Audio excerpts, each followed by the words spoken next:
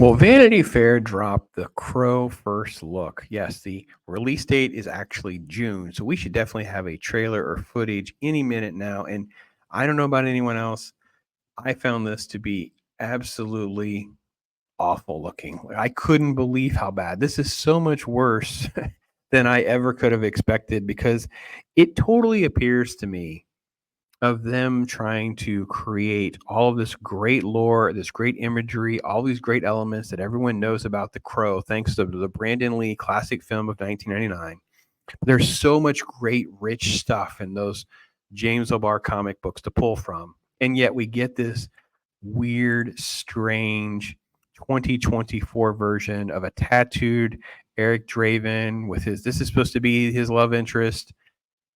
Who wants this? Rupert Sanders is the one who's doing the direction on this. Shelley, that's right. So this is supposed to be, this is F.K. Twigs. Supposed to be, this is supposed to be Shelley.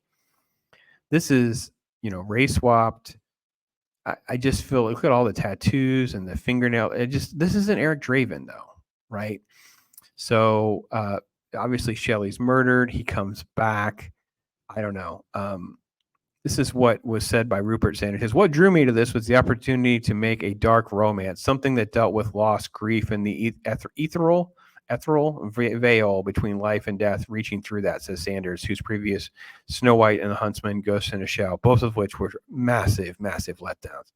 Look, I grew up listening to Joy Division and The Cure. This movie is a bit like a Cure song, The Beauty of Melancholy. This is not The Cure, though. Just because The Cure has a great song in the soundtrack of The Crow doesn't mean you make this weird hybrid strange movie that's not The Crow. Like this is not, there's so much more about than just about dark romance, loss, grief, and the veil between life and death. This is more also about the vendetta and the violence and this super powered element that comes through that so many people would want to put on those that have wronged them.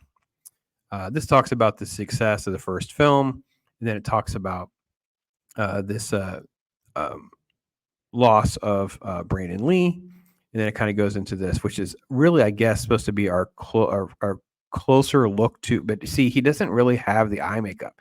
There's a little bit of points here and there, but he's covered in all these tattoos.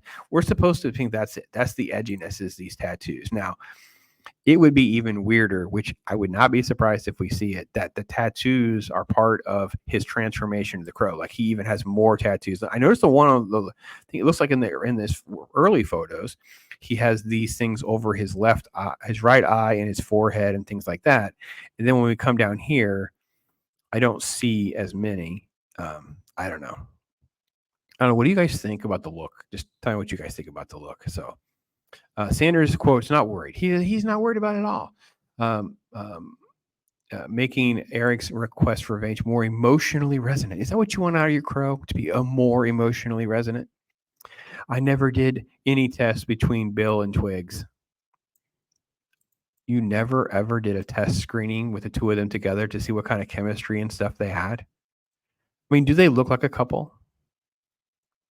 Does it look like a couple to you? Does that look like they're going to have on-screen chemistry? Okay. I had them for dinner when they first arrived on the set in Prague. I was a bit nervous, parent looking to see if there was any sparks, but you don't know. They were great. They hung out. They were straight into it. So ridiculous. So, dude with a dragon tattoo look in the second half of the film. Yeah, I don't know. I think the beauty of Bill's having this disturbing beauty. He transforms through his loss, becomes a thing that he can't control. Famous line: "Whoever fights monsters must be careful they don't become one." I don't know. So for me, the irony is Bill Skarsgård is such a good actor, and he is a great performer, and he can do some really cool stuff.